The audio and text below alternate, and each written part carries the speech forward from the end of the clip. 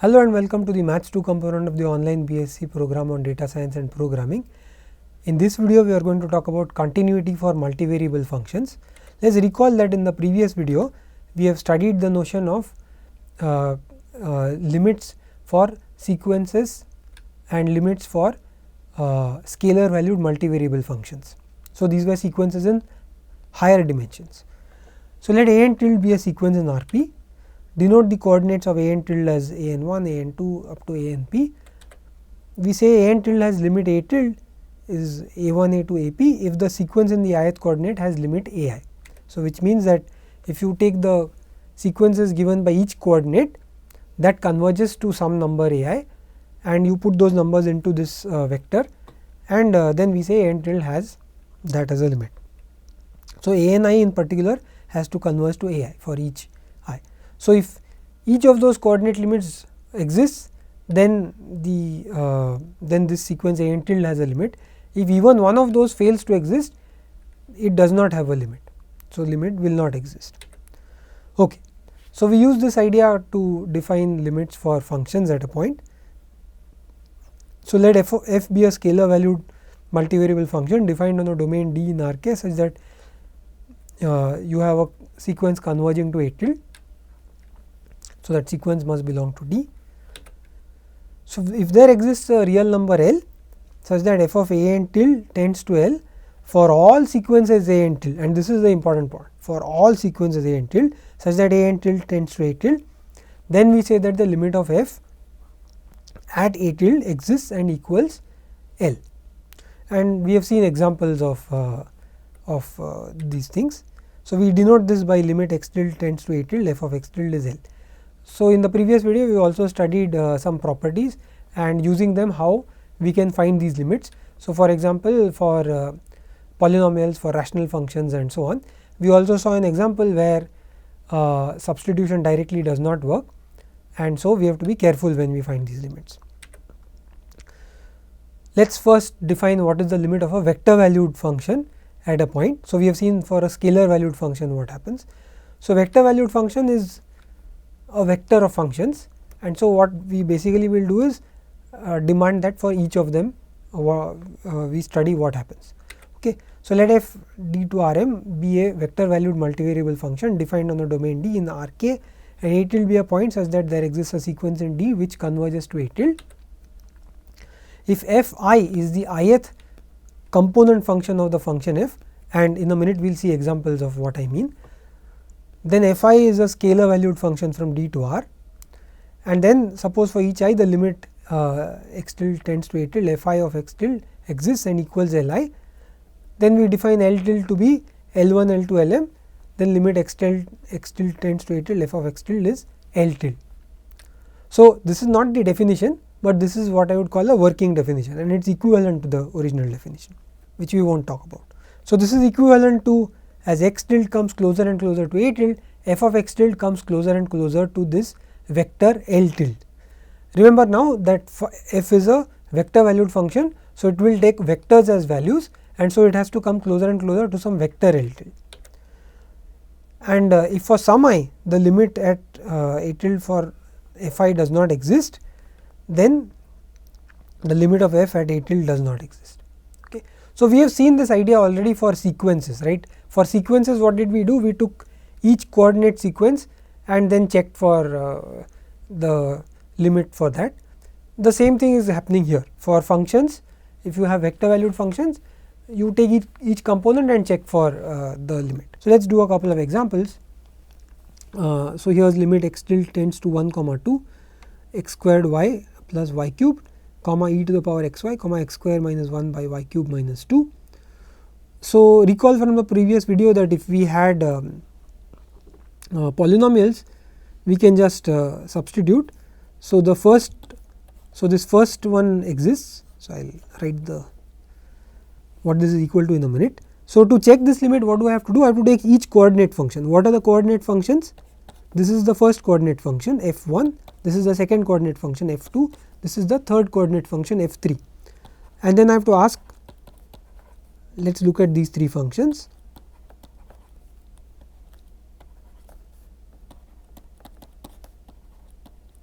what happens for each of these limits.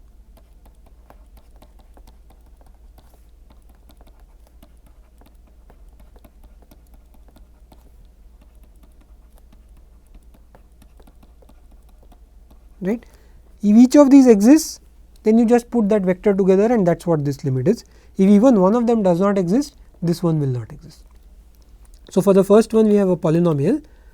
So, we can just substitute, that is what we saw in the previous video. So, this is 1 squared times 2 plus 2 cubed, that is 10. For the second one we saw that e to the power x y also you can substitute by using that x y is a polynomial and then using the fact that you are composing with the exponential function. So, this follows from the composition property. So, this is e to the power 1 times 2. So, this is e squared, and for the third one you use the quotient. So, let us check that the quotient is okay. Well, the main problem comes from the denominator. So, the denominator here, the limit is 2 cube minus 2, which is non-zero.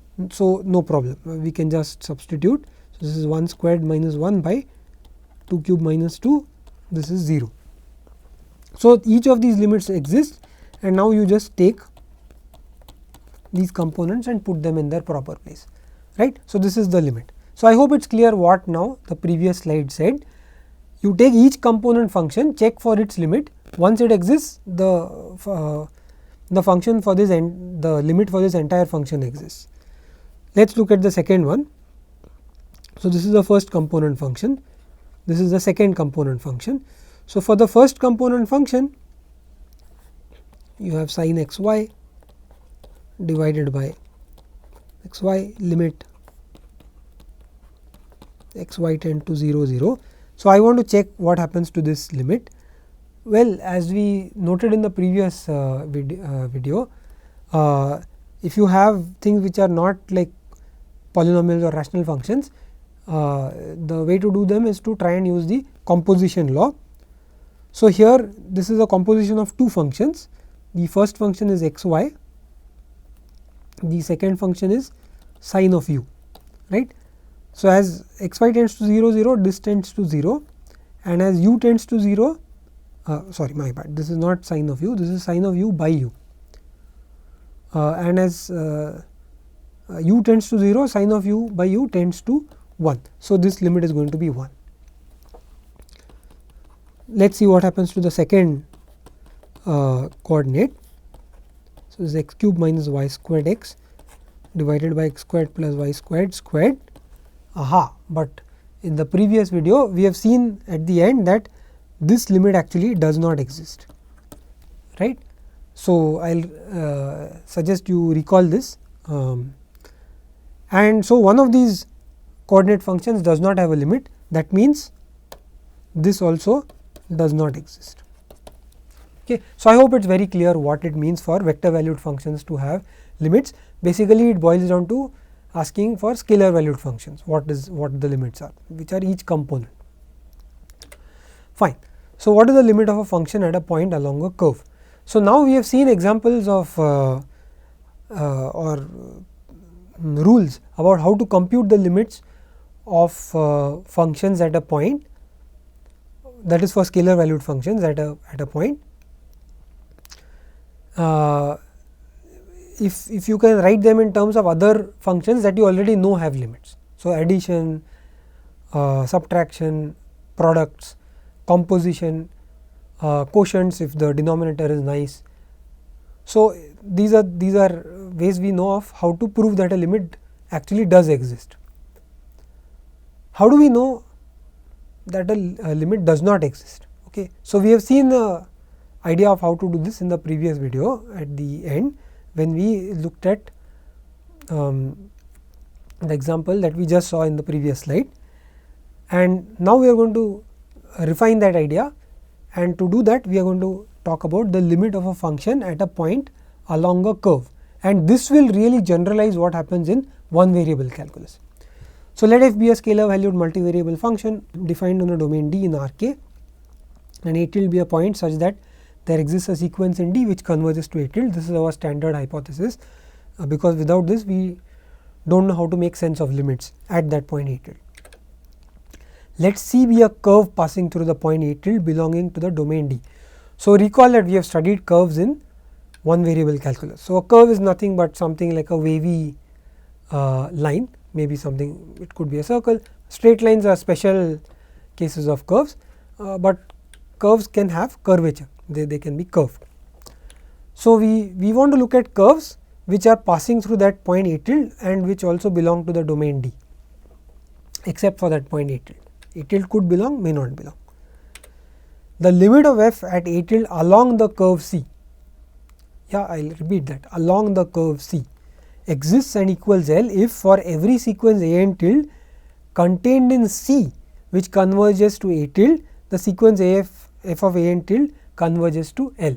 So, now what we are doing is, we are saying, well, I want to only check for what happens along this curve. I don't for now, I don't care about the function may be defined on the entire let us say R2, but I only want to see what happens to this function on this particular curve. We have seen this kind of idea before. When we talked about directional derivatives or partial derivatives, we restricted our attention to a particular line and then said what happens to the function along that line. Of course, there we talked about rate of change. Here we just want to talk about the function itself, not we are not yet going to rate of change. So, what happens to the function when we restrict it to a curve? So, on that, as you come closer to the point A tilde, do the function values come close somewhere? And if they do, and that is the number L, then we say that the limit of f at A tilde along the curve C exists and is L. So, let us again look at that same example from 2 slides ago. So, let us look at g of x y is x cube minus y squared x divided by x squared plus y squared squared. So, limit x y tends to 0 0 along the x axis, let us say. Okay. So, along the x axis the y is 0. So, this reduces to a function of one variable. So, along the x y, to solve this I will say, so I will solve this in a minute. So, along the x axis the y coordinate is 0,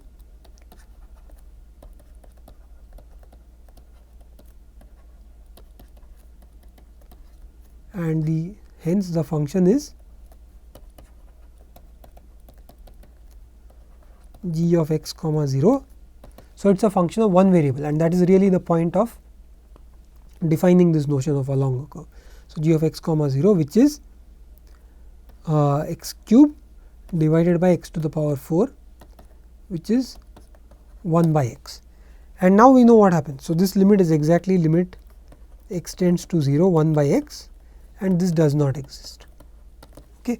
So, along the curve y is equal to 0, which is the x axis, this limit does not exist. We could ask the same question about what happens along the y axis. So, limit x y tends to 0 0 g x y along the y axis, and you can see that if you look at g of 0 comma y, then the numerator is 0, the denominator is y to the power 4. So, this is 0, and so this is limit as y tends to 0 of the function 0. So, this is 0. Okay. So, for g along the curve which is the x axis, the limit does not exist. Along the y axis it is 0. We could choose some other curve. You can choose your favorite curve.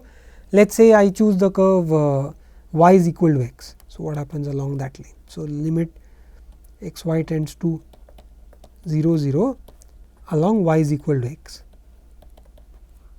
So, in this case we are asking for limit as x tends to 0, where you put y is equal to x in the in this expression. So, you get x cube minus x cube divided by 2 x square to the power 2, right. So, this is again 0, right. So, this is like limit of x tends to 0 of the function 0, which is again 0.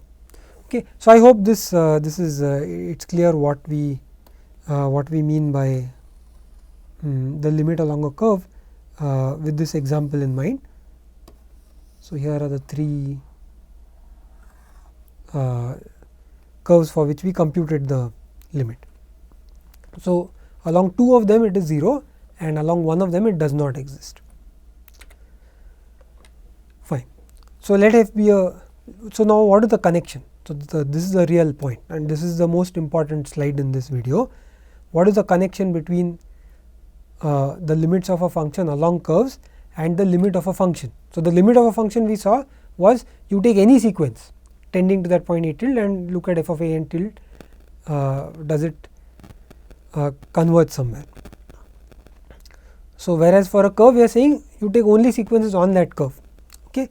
So, now again let f be a scalar valued multivariable function, our usual hypothesis. So, the limit of f at a tilde exists and equals L precisely when, which means if this happens then whatever is next happens, and if that happens then this limit exists and equals n L precisely when for every curve C in the domain D passing through a tilde, the limit of f at a tilde along C exists and equals L. Okay. So, what are we saying? We are saying that if the limit at a point is L, then whatever curve you choose, the limit along that curve for that function will also be L. The other side, if for every curve C, as you come close to this point a tilde along that curve, the function value comes close to L. Yeah, the limit is L, and this happens for every curve and it is the same L. Then the limit of f itself, not along the curve but globally, is L. Okay. So, this is a very important statement, and the spirit of this statement is, for one variable calculus we did the same thing when we defined limits. In fact, that was the definition. We said you come along the curve from the right, you come from the left, and if they match, that was left limit and right limit, then that is then whatever value that is the limit, right. So, here we have many directions, right. We have many directions, in fact more than directions, we have many curves. So, you look at all possible curves via which you can come to that point. So, you trace some curve, come to this point, ask does the function value tend somewhere. You trace some other curve, come to that point, ask does the function value tend to that same something. If for any one of those it does not exist, that is it, that means the global function value, that limit is not defined. If for all of them it is some number, it is the same number, then the global limit value is that same number. So, important point is this is often used to show that a limit at a point does not exist. So, we have seen an example already when we did that example x cube minus x squared y divided by x square plus y square whole square. Let us do some more examples. So, this is the limit of the function x square minus y squared by x squared plus y squared, x y tends to 0 0. As you can see, these are all rational functions wherein you can't substitute. Okay. If you can substitute and get away, go ahead and do that, that is the best possible scenario. Unfortunately, here you can't do that. So, we have to really sit and compute. Okay. So, what we will do is we will again find what is the limit along the x axis and the y axis. So, along the x axis,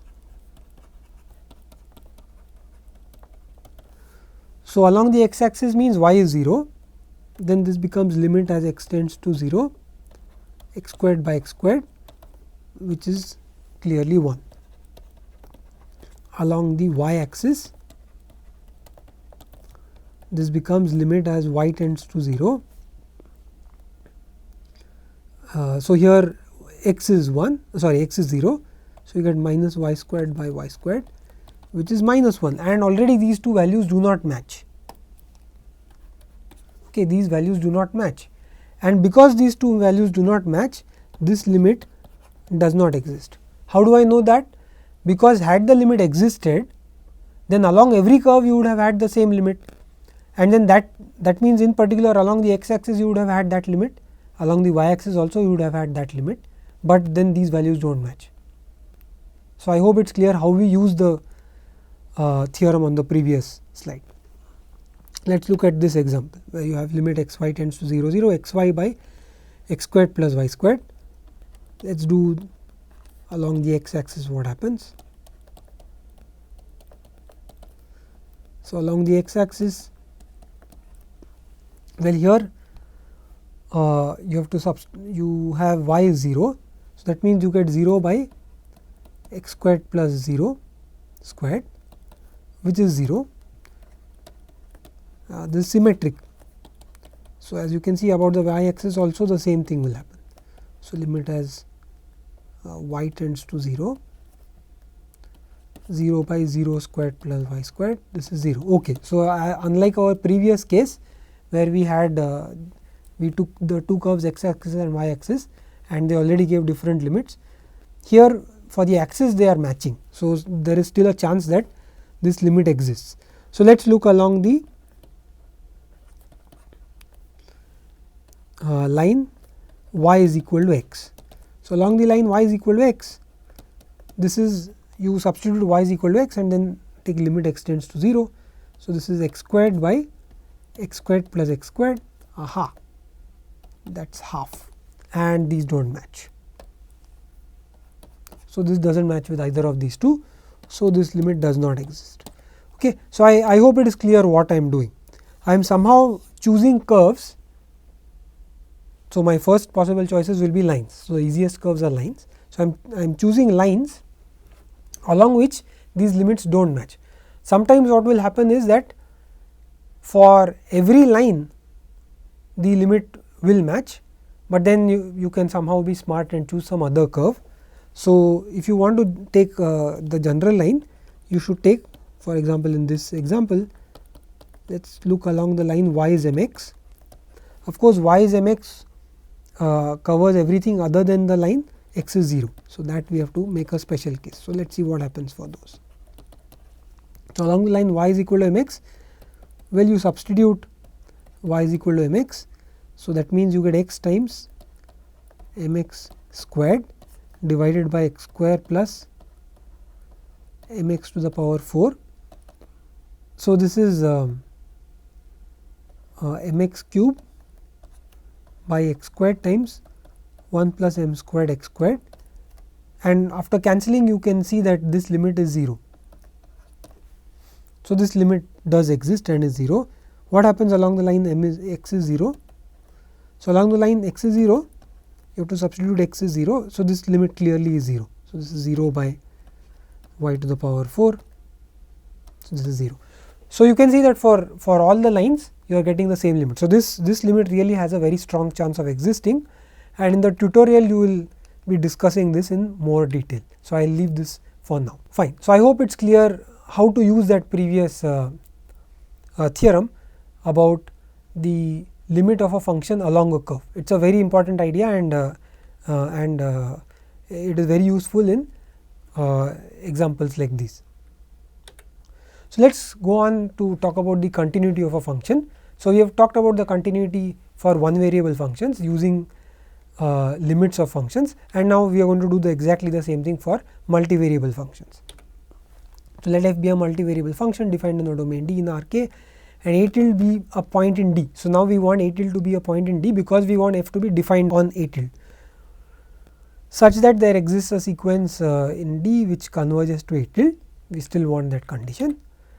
F is continuous at a tilde if the limit of f at a tilde exists, and not just it exists, the value of that limit is f of a tilde. This is what the definition was even when we had a one variable function. So, f is continuous at a tilde is equivalent to saying that if you take a sequence which is convergent to a tilde, then f of a n tilde is convergent to f of a tilde. That is exactly what it means for f to be continuous at a tilde. And note what this means. Note that continuity means the limit at a tilde can be obtained by evaluating the function at a tilde, right. So, you can just say that limit is equal to f of a tilde. So, you can evaluate the function at a tilde. So, the function f is said to be continuous. So, this is all talking about when the function is continuous at a point a tilde. So, now we say that the function f, the entire function is continuous if it is continuous at all points of in the domain. So, that means limit x tilde tends to a tilde, f of x tilde is a tilde for all points a tilde in the domain.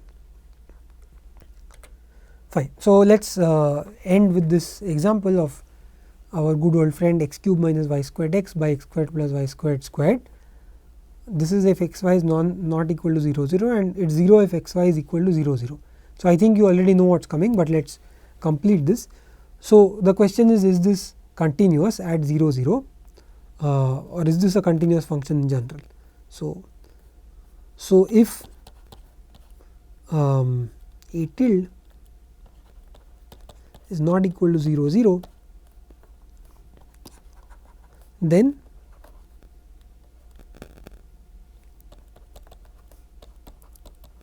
limit x y tends to a tilde g of x y. Okay, so, if a tilde is not 0 0, that means at least one of its coordinates is non-zero. Say a tilde is a comma b, and that means if it is not 0 0, that means at least one of them is not 0. So, I can write g of x comma y as a quotient. So, let us say I can write it as f of x y by h of x y. Both of these are polynomials. So, for polynomials to get the limit, I just substitute, and in this case limit as x y tends to a tilde h of x y, this is h of a tilde, and h of a tilde is not 0. Why is h of a tilde not 0? Because this is going to be equal to a squared plus b squared whole squared, and if a b is not 0 0, then at least one of them is not 0, that means this number is non-zero. So, this is not 0. So, I can use my quotient rule and I can just substitute. So, this is just g of a tilde.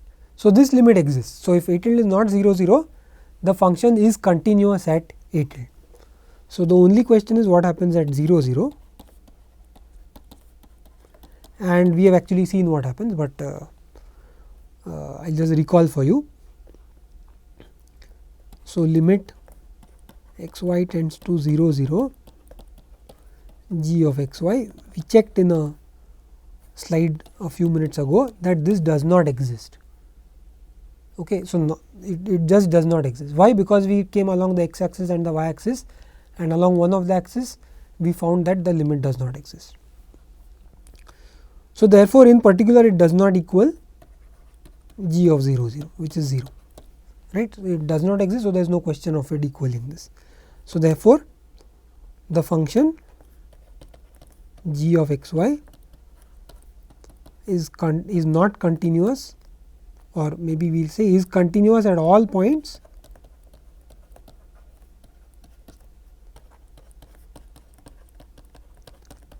except 0 0. Okay. So, I hope this example also clarifies the notion of continuity. This is really the same as we have done for one variable calculus, except that you have more variables now. Thank you.